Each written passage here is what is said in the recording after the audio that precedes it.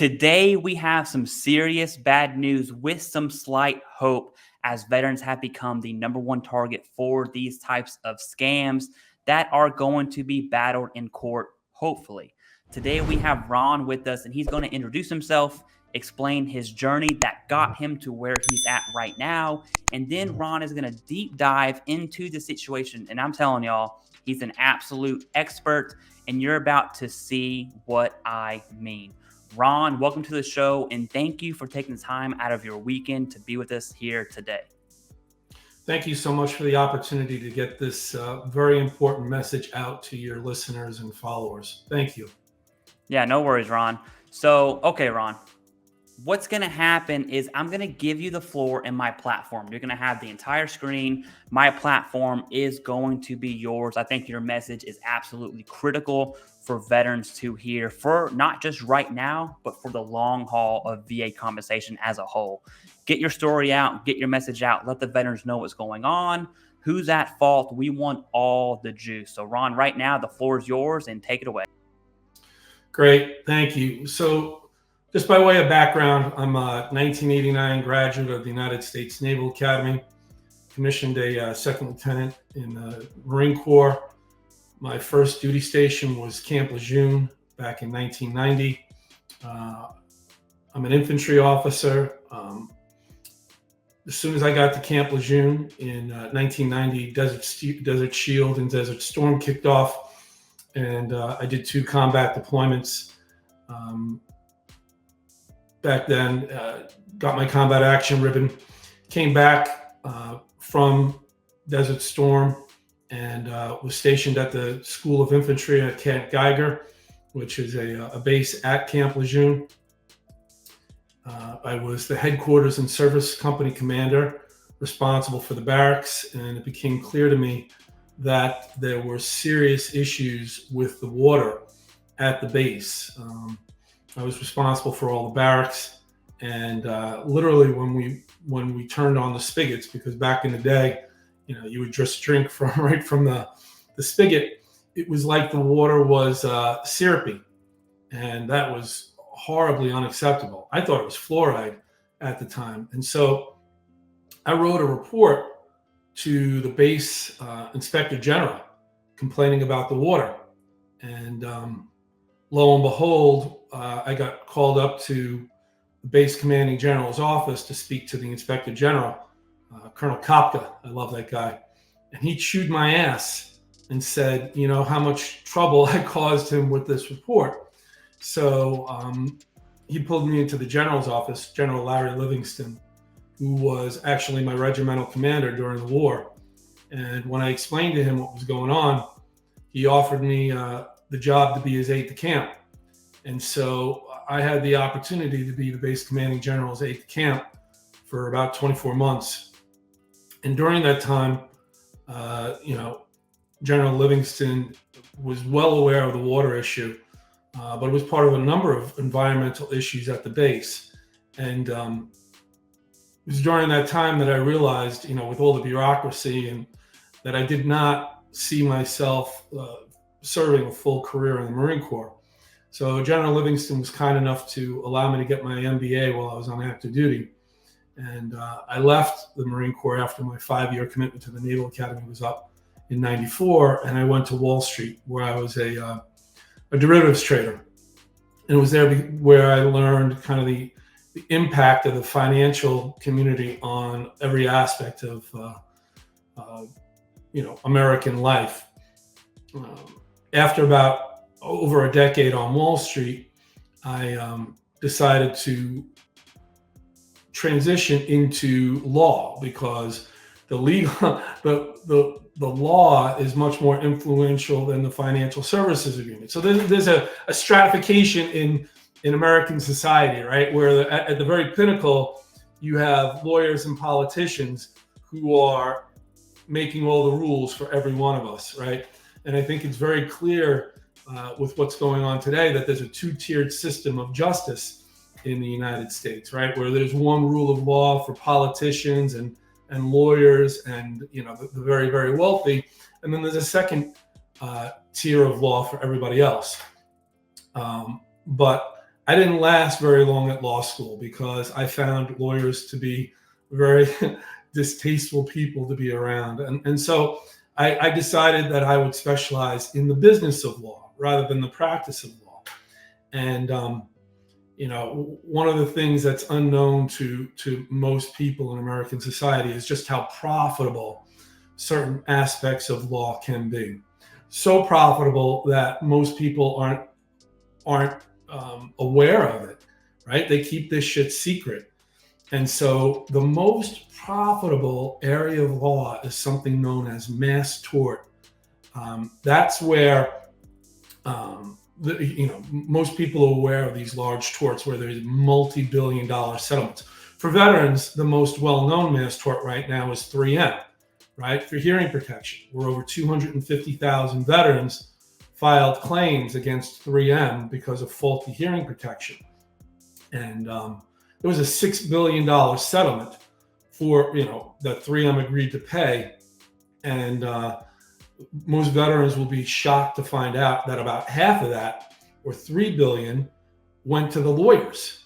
And so just by example, 250,000 veterans sharing $3 billion, and only about 2,500 lawyers and legal services professionals sharing the other $3 billion. So that shows you kind of the disproportionate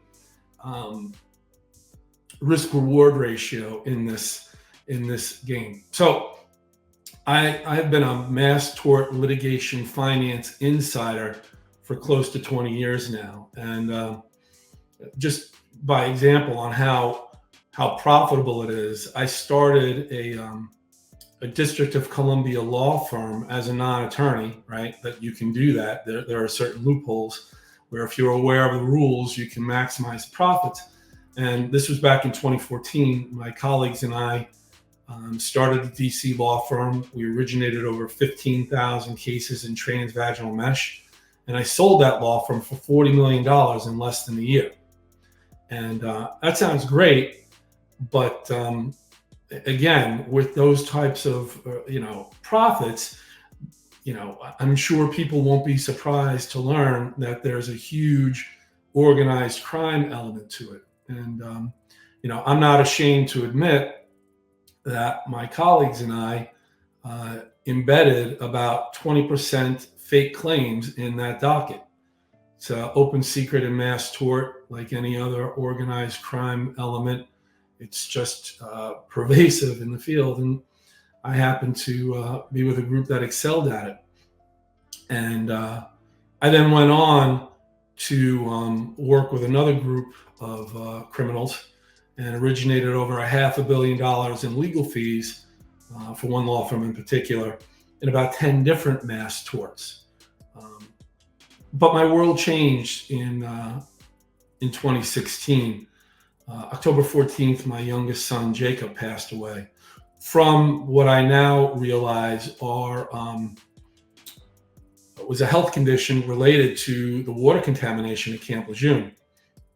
And after the death of my son, as people can imagine, it broke me. And I started looking at how I was living my life, and the idea of being part of that unethical and illegal activity really caused me to look inward, and I had a crisis of conscience. I tried to change the industry from the inside, and as one can imagine, there was far too much money involved for all the other players for them to listen to me. So ultimately, I was pushed out of the industry, signed a non-disclosure agreement. They paid me $500,000 to go away, and I did. That was in 2019. But during the intervening period of time, it was about 3 years, I continued to struggle with the moral implications of what was going on, and really, how I was living my life. And I decided, during that time, I knew exactly what was wrong with the industry, and I figured out how to fix it. And I couldn't think of a better way for me to honor my son than to try to do it, fix the industry. And I found faith during that time. I wasn't really even during combat, I wasn't somebody who believed in God or a higher calling. But after the loss of a child, that'll bring the strongest person to their knees. And I looked inward and decided that I needed to do something in honor of my son. And so in October, well, as luck would have it, the PACT Act was passed in 2022, promised to address comprehensive toxics, right? It's the largest expansion of VA healthcare benefits in American history. And it's originally at $797 billion allocated to the VA to expand healthcare benefits. And as of today, about close to 1.5 million veterans have been screened for toxic exposure, and about 1.1 million have been approved. So it's about a 75% acceptance rate. But as the politicians are fond of saying, right, let no good crisis go to waste. And so embedded in the broader PACT Act was a special interest law called the Camp Lejeune Justice Act. And what that did was give a much smaller group of veterans who were stationed at Camp Lejeune from 1958 to 1987 the opportunity to sue the federal government, which is virtually unheard of. This was only the third time in American history where the government allowed itself to be sued. And it was a special interest bill written by lawyers for lawyers. And the trick of it was this small group of veterans could sue the government, but only if they let the lawyers take upwards of half of the legal fees. And, it's corruption at the highest level. But again, you don't know the scam unless you know the business. And so, as I mentioned, I decided I was going to do something about it. And so I filed an SEC whistleblower report in October of 2022 against about 100 lawyers and hedge funds that I knew were doing these unethical and illegal activities. Then I intentionally violated my non-disclosure agreement and intentionally incurred a $607,000 judgment against myself to bring this matter forward, right? Breaking a non-disclosure agreement is no easy task. And as an infantry officer, I realized that the best way to go through an ambush was to run straight through it. So, I'm more brave than smart than sometimes. And so, yeah, I got a $607,000 judgment against myself, but I don't give a shit in the sense that it's worth it to actually bring this matter forward. And then I sued the lead counsel, Ed Bell, in the Eastern District of North Carolina to bring this matter forward. The case is called La Source v. Bell. And I sued him for negligence for allowing this fraud to go on, right? So there are about 300,000 claims that have been filed thus far. And at least 25% of them, or about 75,000, are fraudulent claims, straight up fraud. And it's been acknowledged since I started making noise in the industry that this fraud is an issue. So much so that the court started looking for what they refer to as settlement masters to provide a more efficient settlement process. And they just named 3 settlement masters just recently. But the problem is that the settlement masters that they chose are attorneys with no experience in intake fraud or identity theft. And so, what my mission is to be named a settlement master in the Camp Lejeune litigation so that I can cure the identity theft currently being perpetrated through what I refer to as the settlement master audit. And so all of this documentation is out there. But, part of the issue is that, as I said, it's a 2-tiered system of justice. And judges are nothing more than lawyers in robes. And if one thing I know after all of my time in litigation finance is that lawyers protect lawyers.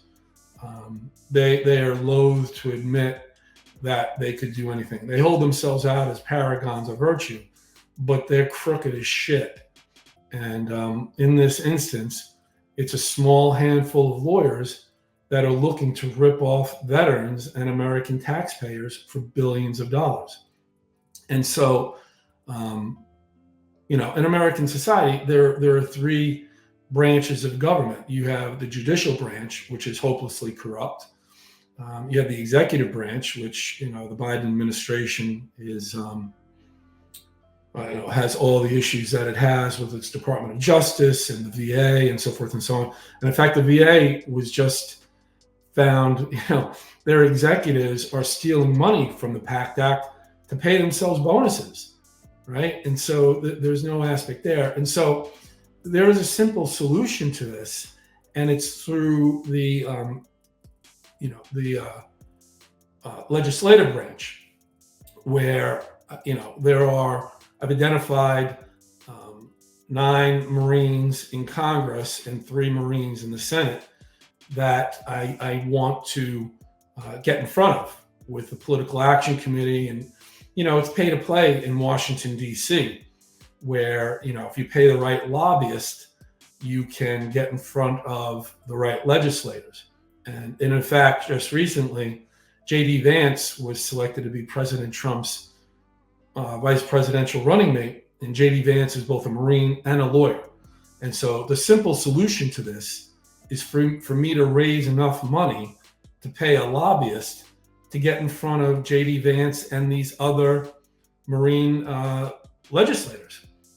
And with that, I've come up with 5 different amendments to the PACT Act that would allow not just, me to help cure the waste, fraud, and abuse going on in the Camp Lejeune for Justice Act. It's actually the actual criminal complaints are conspiracy, mail and wire fraud, and identity theft, right? To cure that. But then also allow all the other veterans who have been diagnosed with presumptive illnesses, right? The 1.1 million approved by the VA, to also sue for additional compensation. Because it's grossly unfair where just a small group of veterans stationed at one military base can get additional compensation. And so there's a huge injustice going on in the system where I am, unfortunately, the one person that sees, both sides of the coin. Not only am I familiar with all of the illegality going on, but I also know how to fix it.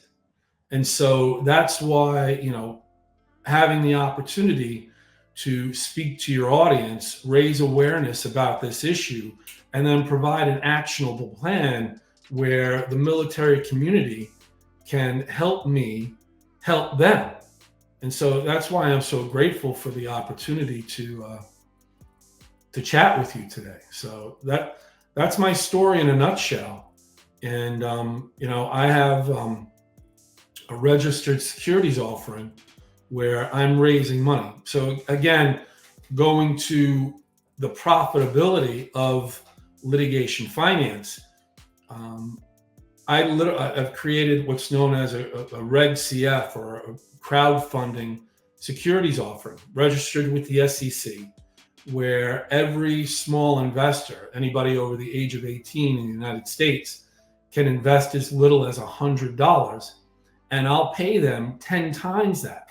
So $100 gets you $1,000, $1,000 gets you $10,000, right? And that's the type of profitability that these lawyers are paying hedge fund managers, high net worth individuals, and venture capital institutions. They're paying those types of returns. And so I can democratize access to this asset class, litigation finance, and together we can solve the issue, right? And so, this isn't a nonprofit opportunity. I intend to spread the wealth. to unaccredited investors. Help me help veterans and then reap the profits. And so all of this stuff, it's taken me years to put together, but I'm ready to go right now as of today. With the lawsuit, I'm already in front of the courts, but with the money raised, I intend to retain a lobbyist to get in front of these legislators and make it an election issue. All of these politicians cry crocodile tears on behalf of veterans. This is one thing that they can do, and we can make this change in the first 100 days of the Trump administration coming up. And so that's my call to action. All right. And we're going to have links down below in the pinned comment to support Ron. But Ron, I have a question for you. And this is a genuine question because it sounds like the plane is kind of hinged on a new administration. What happens, and at face value, what happens if the Trump administration is not elected, and now we're back to what we have right now, which is the Biden administration with the Department of Justice and the VA? Is there a plan to go forward if that was to occur? No, we're fucked. And elections have consequences. And so because it's the Biden administration that's allowing this to occur right now, right? They absolutely knew what was going on. And here's the dirty secret, right? The way the scam is done, the way that we did it previously in these commercial torts, is that we did it with Indian call centers, right? So health insurance companies outsource their call center operations to India. And what we did was we had an Indian national go over there, pay off the Indian call centers, steal American citizens' healthcare records, and then create legal call centers in India and have them solicit clients, right? The scam as it's being perpetrated right now, somebody in the VA is selling these medical records, right? And so when you have a corrupt administration, it's corrupt to the core, right? I can't change things unless we change the administration. I can't change things unless we change the law. So, and that's why I haven't been able to change things right now. There's just too much money in it for the vested interest, right? And it's not, regular people are getting screwed across the board. It's not just this. You have homeless veterans where the VA is actually spending money allocated to veterans to house illegal aliens, right? How many homeless veterans do we have? And we're putting illegal aliens up in luxury hotels, right? Yeah, to roll back, because you had said something, and I don't want to gloss over it. You had mentioned the VA is selling veteran, essentially PII, right? Like socials, healthcare records, everything Absolutely. Involved with HIPAA. Do you know, one, I don't know what you're talking about, okay? And so can you explain that to me? Do you know, is there a single point of failure? Do you know who is doing that? Is it more of a conspiracy, or it's just happening over here, but we don't know who? I mean, can you paint that picture to the veterans? Because had that gone public versus like a rumor mill, that would be absolutely insane. I mean, I can't even fathom the VA selling veteran PII. So can you add more substance to that for us? Yeah, so there was a recent story where there was a low-level employee who got caught trying to access President Biden's medical records, right? You can Google that story. They're trying to find out, right?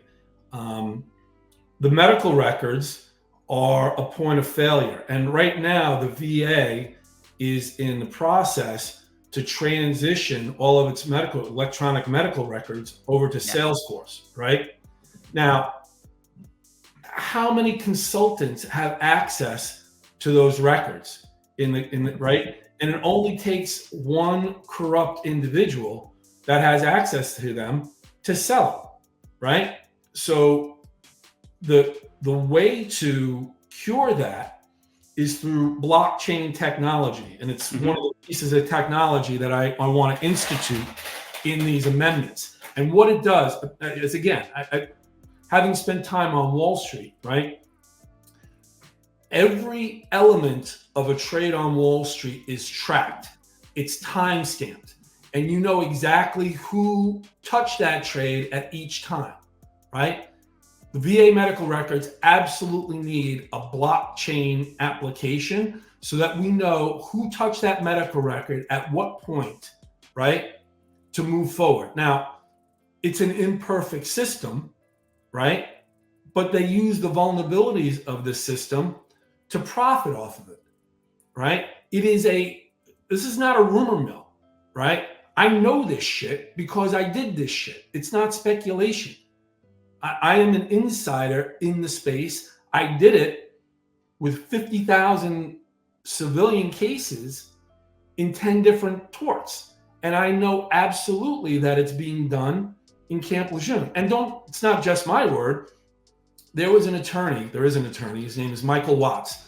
Michael Watts has the dubious distinction of having been prosecuted by the Department of Justice back in 2015 for submitting 40,000 fraudulent claims in the BP oil scandal, right? And the way that he got off is he shifted blame from himself to the lead generator, right? In October of last year, there's a big conference in Las Vegas called Mass Torts Made Perfect. And Michael Watts said that there's horrible theft, identity theft going on in Camp Lejeune. And he did an audit where hundreds and hundreds of the cases that he was referred by other law firms were. So again, it's not a rumor mill, right? It's just being swept under the rug, right? And what I'm doing is now I am, banging the gong saying, veterans, because nobody gives a fuck about us, right? Yeah. The lawyers are taking care of the lawyers. It's time for veterans to take care of veterans. And unfortunately, I'm the only veteran that has this type of knowledge. Now, there are a handful of veterans who have gone on to be lawyers that are involved in this. And in fact, one of the settlement masters that they just named was a Marine Corps JAG. But, they're too squeaky clean. Let's presume that they've not stepped in shit the way that I have, So, and more importantly, they don't have the fucking balls to do what I'm doing. Yeah. Because it takes intestinal fortitude and testicular volume to call out these bad actors. And make no mistake, I have suffered. They've crushed me economically, right? Where I'm unable to make a living in my chosen profession. They have not been gentle with me, but I don't give a fuck. I don't care. I'm a fucking grunt through and through. And I will endure what's necessary to bring this to the fore. They can't make me quit, right? And so, reaching out to you and other veterans that have a platform is vitally important because I'm speaking directly to veterans. Mm-hmm. And it's true, again, it's tough to get into, right? Previously, you had to be an accredited investor, right? Somebody worth over 100,000 or worth over $1 million. And I've talked to hedge funds and VCs. They don't care about the moral mission. They only want to make the money, right? And more importantly, they don't want to rock the boat. And so I had to go through this whole process to come up with this Reg CF offering to allow unaccredited investors to participate, right? So a lot of hoops to jump through, and you gotta have a lot of specialized knowledge to get this shit done. But so I have another question because I'm trying to link the dots in your discussion. Are you saying or implying, and food for thought, I'm a straight, count me as an idiot right now. Are you implying that the stolen or sold PII from the VA of veteran information, is that linked through the India call centers and all that stuff? Is that linked to the Camp Lejeune Justice Act and those fraudulent claims? Is that a solid triangle there, or are the fraudulent Camp Lejeune claims come from nowhere? I mean, I don't even know what goes into. No. Well, again, the scam has evolved, and I know who, I know where, I know how, right? So they're not doing it in India anymore. What they did was they moved all of the scumbags moved to Puerto Rico, right? Mm-hmm. And now it's being done out of Puerto Rico.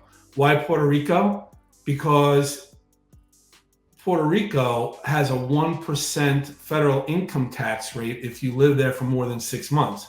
And the largest hedge fund managers and law firms have relocated to Puerto Rico. So that's where it's being done. And again, I don't, you want to connect the dots, right? When Secretary of Defense Lloyd Austin went missing, right? When he disappeared for those 3 days, right? Where was Assistant Secretary of Defense Kathleen Hicks? In fucking Puerto Rico, right? I'm not a conspiracy theorist, but that seems like something that should be investigated. But nothing's going to get done with this Department of Justice, right? They're not even investigating Trump's assassination attempt. So that's when I say elections have consequences. This is vitally important for veterans. Now, we're fucked on so many different levels. If this administration, right, Camp Lejeune is just one thing, and nobody gives a shit about the American taxpayer getting fleeced. But I can't, I don't have the subject matter expertise to fix everything. But this is one thing I can help fix. One thing I do love about you, Ron, is it's not just you're not in it for the money. What really spoke out to me was the death of your son and that moral mission, because you were, and don't take offense to this, but you were the bad guy at one point doing mass tort claims. Would that be a correct statement? I'd like to say I was an economic pirate, right? And that, yeah, and then that. Seriously, that is I have 4 kids myself. I just can't imagine a parent, burying their kid, which is absolutely just crushing. And then from that moment, you went on this mission. So one, you have my respect out the gate just from that alone. And you're very motivating. I can almost go to a prior service recruiter right now and kind of re-enlist, right? You almost got me. Not quite though.